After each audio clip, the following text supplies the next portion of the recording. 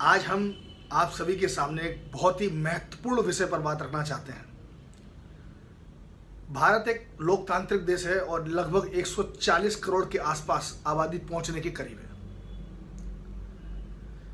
भारत में कई राज्य हैं और एक बड़ा देश होने के नाते, कई राज्य होने के नाते इलेक्शन चुनाव चलते रहते हैं। जब चुनाव चलते रहते हैं तो हमारा वोट देते समय क्या रुझान रहता है, हम क्या सोच कर लोगों को वोट देते हैं। क्या हम बच्चे के भविष्य के बारे में सोचते हैं, नाती पोतों के भविष्य के बारे में सोचते हैं?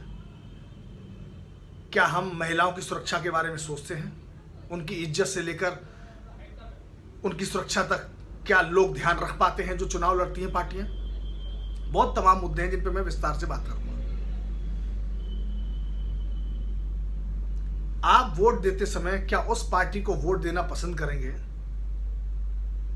जिसने 3 तलाक को, जो महिलाओं के सम्मान के साथ जुड़ी हुई चीज थी, जो हलाला जैसे दुष्कर्म से बच सके 3 तलाक खत्म करने के बाद, आप उसको वोट देना पसंद करेंगे? या उसको वोट देना पसंद करेंगे जो 3 तलाक धर्म के आधार पर इस देश में चलाना चाहते थे, महिलाओं के साथ असम्मान की भावना रखते थे? या आप उन लोगों को वोट देंगे जो 70 साल तक एक विशेष कम्युनिटी के लिए वोट बैंक की राजनीति करने के लिए अयोध्या मंदिर को पेंडिंग में डाले रहे कि कहीं एक वर्ग नाखुश ना हो जाए, कहीं एक वर्ग खुश ना हो जाए, कहीं वोट बैंक ना सक जाए? या उस पार्टी को वोट देना पसंद करेंगे जिसने आते ही हिंदू मुस्लिम के झगड़े को ही निपटा दिया सुप्रीम कोर्ट के माध्यम से? आप उस पार्टी को वोट देना पसंद करेंगे जिन्होंने महिलाओं की इज्जत का ख्याल रखते हुए, लोगों की समस्याओं का ख्याल रखते हुए इस भारत देश में करोड़ों शौचालय बनाए और जिनका नाम इज्जत घर दिया?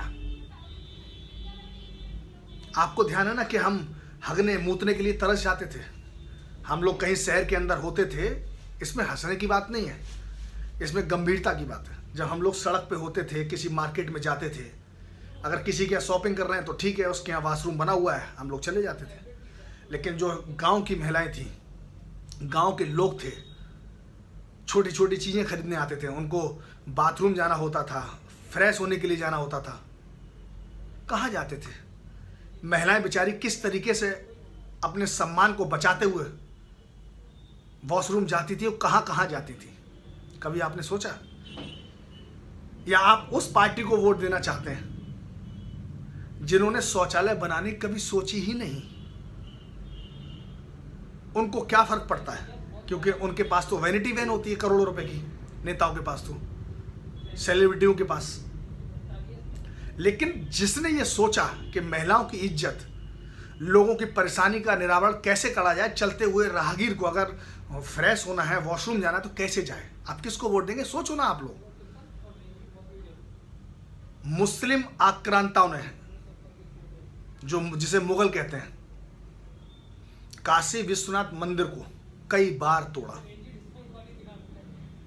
भारत देश आजाद हुआ उसके बाद किसी भी पार्टी ने क्या सोचा कि मुगल आक्रांताओं ने जिस तरीके से, जिस बेरहमी के साथ हिंदू के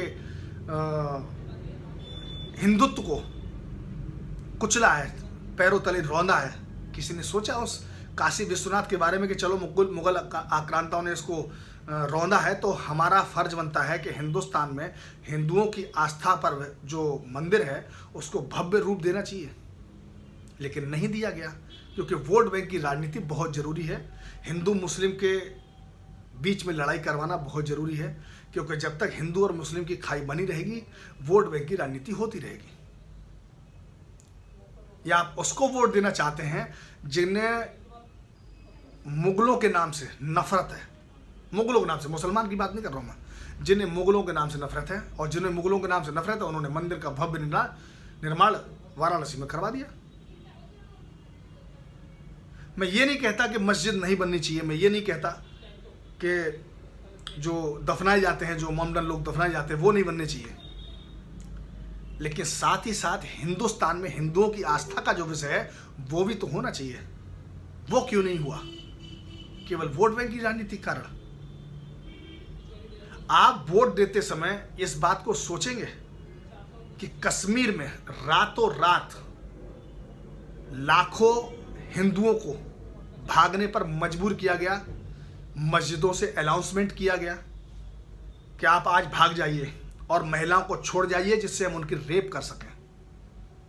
कश्मीरी पंडितों के साथ क्या हुआ? जिनका घर था, जिनकी प्रॉपर्टी थी, जिनका पैसा था, वो ऐसे ही बहन बेटियों के साथ भागे उल्टे सीधे।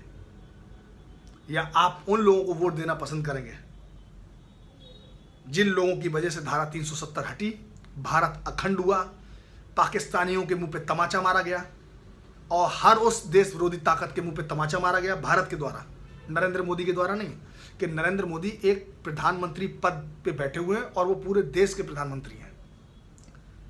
तो हमारे भारत ने हर उस आदमी के मुंह पे तमाचा मारा जिसने ये सोच रखा था, ये सोच पाल रखी थी कि भारत कुछ नहीं कर सकता। कश्मीरी पंडितों को दोबारा बसाने का काम जिस पार्टी ने किया, आप उसको वोट देंगे। तो जब हम वोट देने जाते हैं तो बहुत सी चीजें दिमाग में हमें रखनी चाहिए। हम उस आदमी को वोट देना पसंद करेंगे जो पूरे वर्ल्ड में भारत की एक अलग छवि बना रहा है और वर्ल्ड की टॉप मोस्ट कंपनियां भारत में लेके आ रहा है। जब भारत में कंपनियां आएंगी तो ऑब्वियसली है कि भारत में रोजगार बढ़ेंगे, भारत के इंजीनियर लगेंगे, भारत की जमीन लगेगी, भारत के कारीगर लगेंगे। तो ये सब विषय हमारा और आपका सोचने का होता है। ये दो विचारधाराओं की लड़ाई चल रही है और हमें उन विचारधाराओं को नकारना पड़ेगा जो हिंदू मुस्लिम की राजनीति करके खाई पैदा करना चाहते हैं। अब इसका आरोप केवल बीजेपी पे लगता है। एक्चुअली में क्या है, अब मैं आपको सिंपल सा बात बता रहा हूं, आपको एक जनरली तरीके से मैं आपको समझाने का प्रयास कर रहा हूं जिससे लोग इस बात को समझ सकें। एनआरसी और सीए मुद्दा है भारत देश में। अब हमारे घर में कोई अगर बाहरी व्यक्ति आ गया है, हमारा ही राशन खाएगा, हमारा ही पानी पिएगा, हमारी बहन बेटियों को बलात्कार करेगा, हमारी बहन बेटियों को पर अत्याचार करेगा, हमारे घर में घुस के हमारे लोगों का मर्डर करेगा और फटाक से दूसरे देश में भाग जाएगा। क्या आप अपने घर में ये होने देंगे? नहीं होने देंगे, क्योंकि आपका घर आपका है। तो एनआरसी सीए अगर भारत में लागू होता है तो इस भारत देश के विरोधी लोगों को या गद्दार लोगों को मिर्च क्यों लगती है? ये उन्हीं को मिर्च लगती है जो भारत में हिंदू मुस्लिम की राजनीति करना चाहते हैं। तो एनआरसी सीए जब हम अपने घर में किसी को नहीं रख सकते तो एनआरसी सीए लागू करके हम अपने जितने भी देश में घुसपैठिए बैठे हैं जो हमारा हक मार रहे हैं, भारत देशवासियों का हक मार रहे हैं, चाहे वो हिंदू हो, मुस्लिम हो, सिख हो, ईसाई हो, सभी का हक मार रहे हैं वो घुसपैठिए, तो उनको निकाल के बाहर फेंक देना चाहिए। ये जायज बात है। या आप उस पार्टी को वोट देना चाहते हैं जो एनआरसी सीए लागू ही नहीं होने देना चाहती है और भारत देश को घुसपैठियों का देश बना के रखना चाहती है, केवल वोट बैंक की राजनीति करने के लिए। तो आप लोग इस बात पर सोचिएगा तसल्लीपूर्वक और इस वीडियो को ज़्यादा से ज़्यादा लोगों तक पहुंचाइए। चैनल भी सब्सक्राइब कीजिए।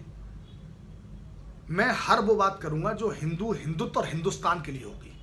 किसी को बुरा लगे तो वेरी गुड और नहीं बुरा लगे तो वेरी वेरी वेरी गुड। जय हिंद दोस्तों।